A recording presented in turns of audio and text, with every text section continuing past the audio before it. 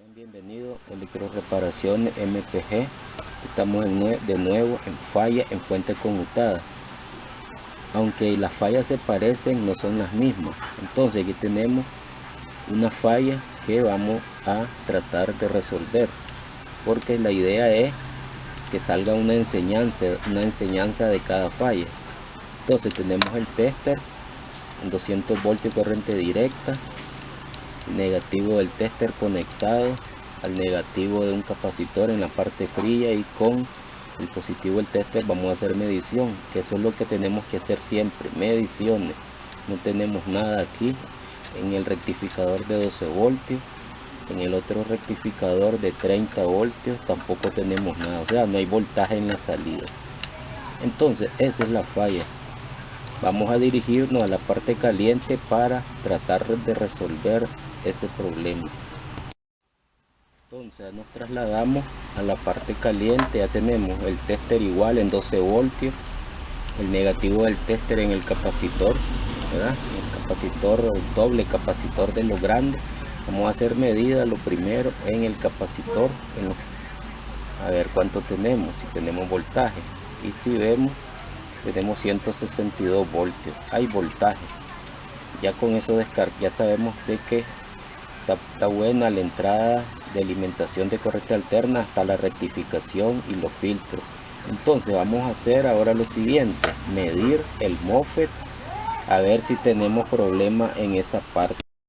Entonces vamos a medir el MOSFET. Para hacer esa medición, aquí tenemos el tester en la fusión de diodos, y ya sabemos está desconectada la tarjeta de la fuente de alimentación, los dos capacitores descargados. Entonces ponemos el negativo en el drain y el positivo en el surtidor, y ahí nos da una caída de tensión de 486 milivoltios.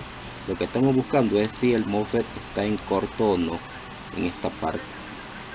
Aquí nos da una alta resistencia, entonces ya determinamos de que el MOSFET no está en corto. Ahora vamos a pasar a medir el pulso en la compuerta. Ahora vamos a proceder a medir el pulso en la compuerta del MOSFET. Ya tengo conectado el negativo, el caimacito del probador de pulso en el negativo del capacitor, y con la punta aquí del LED vamos a probar en la compuerta. Ahí probamos, está conectado a la corriente eléctrica, al toma corriente, y no nos da nada, no tenemos pulso en la compuerta. Ahora medimos en la patita número 3 del oscilador, y tampoco tenemos pulso.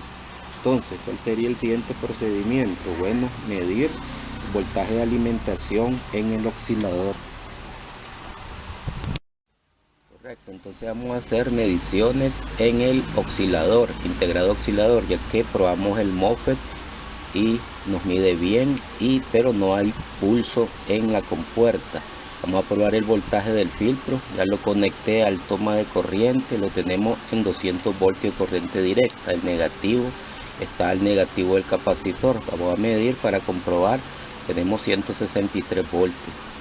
Bueno, pero la medida es aquí. Vamos a medir en la patita 1 del integrado oscilador, y no tenemos nada en la patita 1.